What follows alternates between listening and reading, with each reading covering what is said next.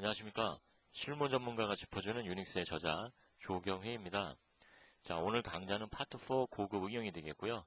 그 안에 있는 내용 중에서 9장 쉘 프로그래밍에 대해서 강좌를 시작하도록 하겠습니다.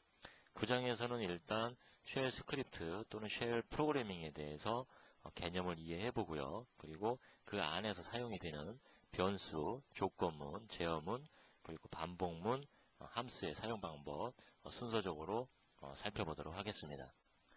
자, 그러면 전체 책의 구성 속에서 9장 쉘 프로그래밍의 의의 그리고 위치에 대해서 일단 살펴보고 실 내용으로 들어가도록 하죠. 이 책의 구성에 대한 소개는 우리가 매 장을 시작하는 처음에 반복적으로 설명을 드리고 있죠.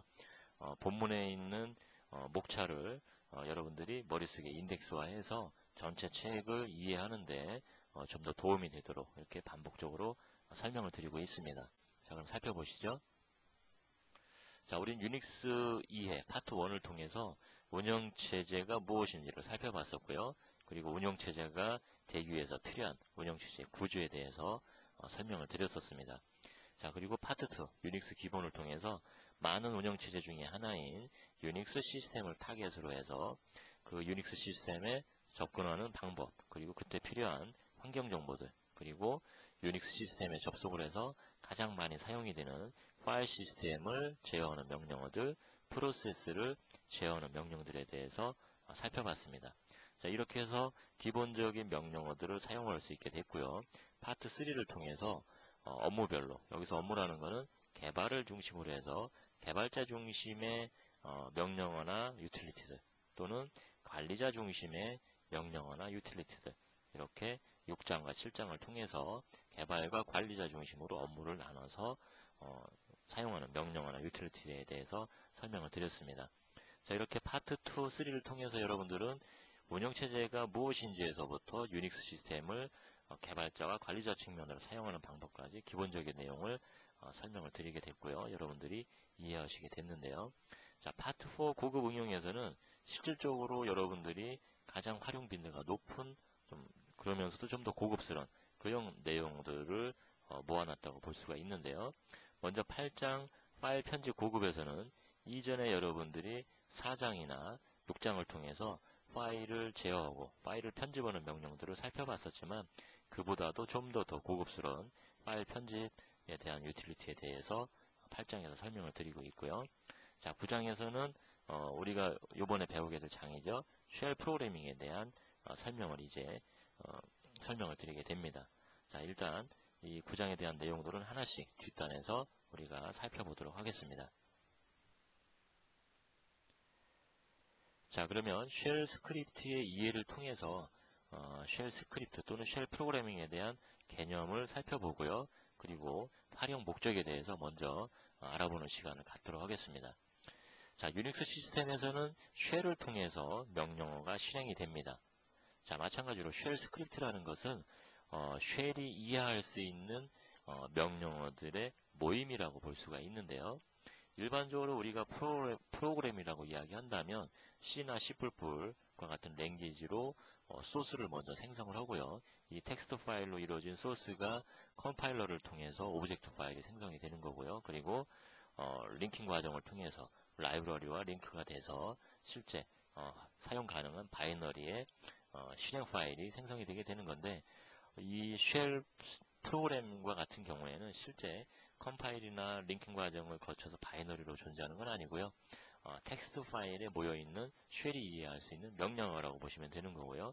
쉘이 인터프리터 역할을 해서 실시간적으로 절차적으로 이 쉘 스크립트 안에 있는 명령어들을 순서적으로 실행을 한다고 보시면 될 것 같습니다. 그래서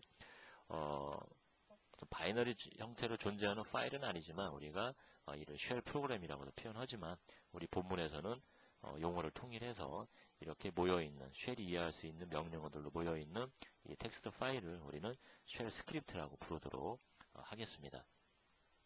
자, 그러면 이 쉘 스크립트를 통해서 우리가 얻을 수 있는 장점은 어떤 것들이 있는지 한번 살펴보죠.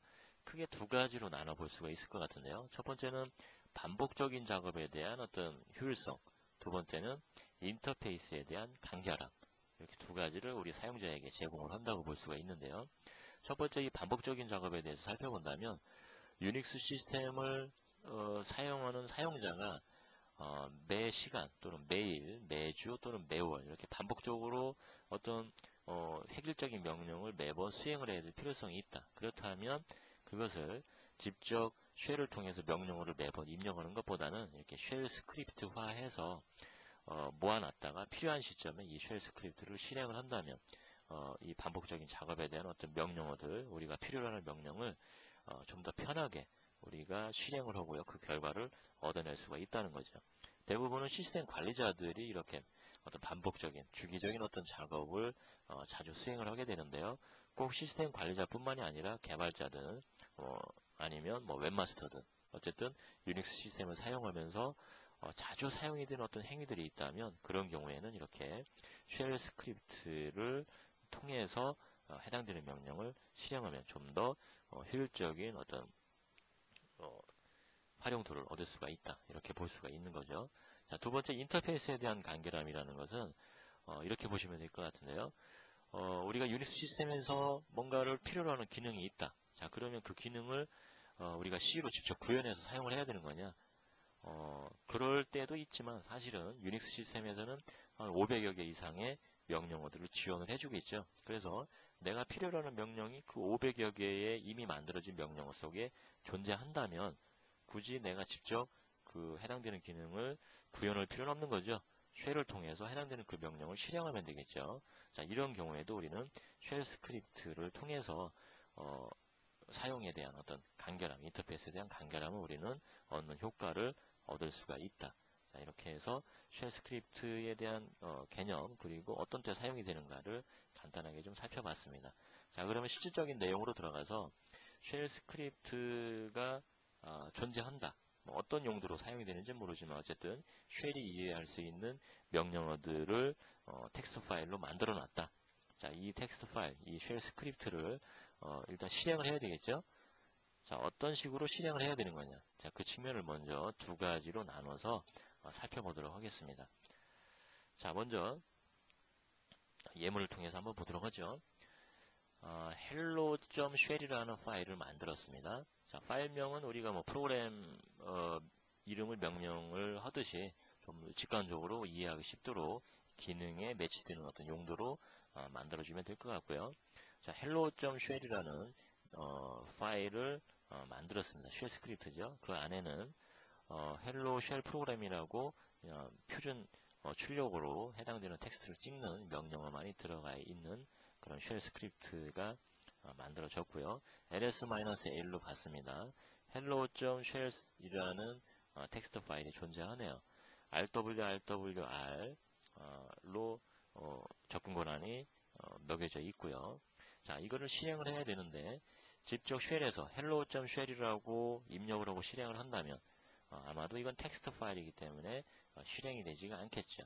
자, 그래서 이러한 텍스트 파일을 뭐 VI든 어떤 뭐 다른 추가적인 편집기를 통해서 만들었다면 어떻게 실행할 거냐? 이 상태로는 안 된다는 거죠. 첫 번째는 change 모드를 통해서 이 텍스트 파일로 존재하는 이 hello.shell이라는 쉘 스크립트에 실행 권한을 주는 방법이 있습니다. change 모드를 통해서 755 유저 그룹 아더에게 다 X 권한을 줬는데요. 이 접근 권한에 대한 부분은 유저 그룹 아더에게 다 실행하게 할 거냐? 그 부분은 뭐 필요에 의해서 사용자들이 결정하면 될 것 같고요. 어쨌든 X 권한을 주게 됐다는 거죠. 접근 권한에. 자, 이런 경우에 ls-l을 하면 hello.shell이라는 것은 이제 현재 이 상태에서는 유저 그룹 아더에 다 실행 권한이 생기게 된 거죠. 자, 이렇게 한 다음에 일반적인 바이너리 실행 파일을 실행하듯이 현재 디렉토리에 있는 hello.shell을 입력을 해주고 엔터를 치면 쉘이 해당되는 파일을 열어서 그 안에 있는 쉘이 이해할 수 있는 명령을 직접 실행을 한다는 거죠. 자, 그래서 표준 출력에 hello shell 프로그램이라고 출력이 됐네요. 쉘 명령이 수행이 된 거죠. 자, 이렇게 change 모드를 통해서 해당되는 쉘 스크립트의 실행 권한을 제공을 해서 쉘을 수행하는 쉘 프로그램을 수행하는 방법이 첫 번째 방법이 되겠고요. 자, 두 번째 보죠. 두 번째는 sh 명령의 인수로 쉘 스크립트 파일을 지정해서 실행을 한다.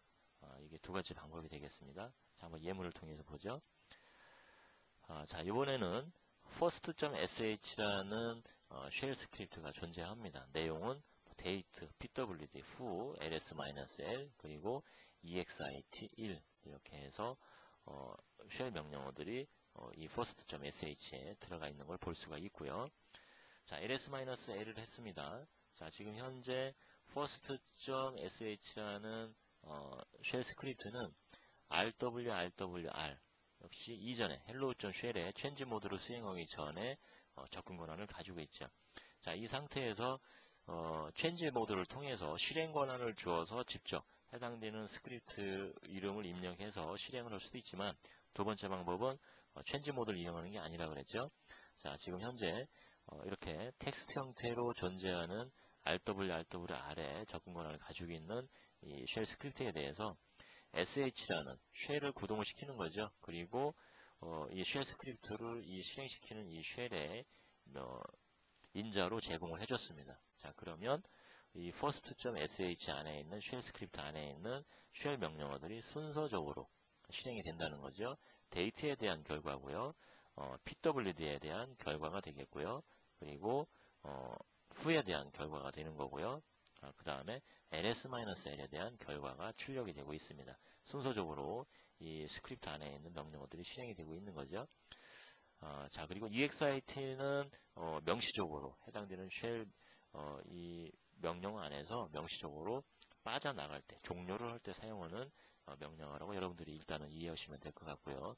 exit를 하면서 종료 코드는 1값을 가지고 리턴을 하고 있다고 여러분들이 이해하시면 일단 될 것 같습니다. 자, 이렇게 해서 여러분들에게 일단 쉘 스크립트가 만들어졌을 때 이 만들어진 쉘 스크립트 텍스트 파일이죠. 쉘이 이해하는 명령어들이 모여있는 이 쉘 스크립트를 어떠한 방법으로 실행을 시킬 거냐. 첫 번째, change 모드를 통해서 실행 권한을 준다. 그 다음에는 직접 해당되는 파일명을 입력을 해주면 되겠죠. 두 번째, sh를 통해서 쉘 스크립트를 명령어의 인자로 제공을 해서 실행을 한다. 자, 이렇게 두 가지 측면으로 쉘 스크립트를 실행하는 명령이 존재하는 거고요. 여러분들의 입맛에 따라서 편리성에 따라서 두 가지 중에 하나를 선택해서 사용을 하시면 될 것 같습니다. 자, 그러면 실행된 쉘 스크립트가 종료될 때는 어떤 특성이 있는 거냐, 이를 좀 한번 보도록 하죠. 쉘 스크립트는 마지막에 실행된 명령어의 선택값이 부모 프로세스에게 반환이 됩니다. 여기서 부모 프로세스라는 것은 대부분 쉘이 되겠죠. 쉘에게 많은 명령어들이 존재하는데 이 중에서 마지막 실행된 이 명령어의 실행 코드 값이 부모 프로세스에게 전달이 되는 거고요. 부모 프로세스는 전달된 그 값을 얻을 수도 있겠죠. 자, 일단 정상일 때는 일반적으로 0 값을 리턴을 하고요. 비정상의 경우에는 1에서 255 사이의 값을 리턴하는 것을 일반적으로 사용을 하고 있습니다. 아까 소스에서 보신 것처럼 쉘 스크립트 내에서 명시적으로 1이든 255 사이에 있는 값이든 아니면 0이든 이러한 값을 명시적으로 리턴을 하고 싶은 경우에는 exit라는 명령과 함께 해당되는 그 코드 값을 입력을 해주면은 부모 프로세스에게 전달이 될 거고요. 또는 전달된 이 부모 프로세스에게 전달이 된 경우에 그 여기서 자식은 쉘 스크립트의 마지막 명령이 되겠죠. 그 결과를 알고 싶은 경우에 특수 변수인 달러 물음표를 통해서 쉘상에서 쉘 스크립트를 실행을 하고요. 그 후에 달러 물음표를 입력을 하게 되는 경우에는 여기서 이 부모 프로세스에게 반환된 실행 코드를 우리가 직접 얻을 수도 있게 됩니다. 자, 이런 것들은 좀 뒤에서 좀 더 살펴보고요. 일단은 쉘을 어떻게 실행을 할 거냐, 쉘 스크립트를 어떻게 실행을 할 거냐, 그 다음에 이 실행된 쉘 스크립트는 어떤 측면으로 종료값을 리턴을 하느냐, 그리고 그 얻어진 부모 프로세스에게 리턴된 실행 코드 값을, 결과 값을 어떻게 명시적으로 또 얻어낼 수가 있는 거냐, 이런 측면을 통해서 가장 기본적인 쉘 스크립트의 개념, 목적, 그리고 실행하거나 종료될 때 어떤 상태, 이런 부분을 일단 살펴봤습니다.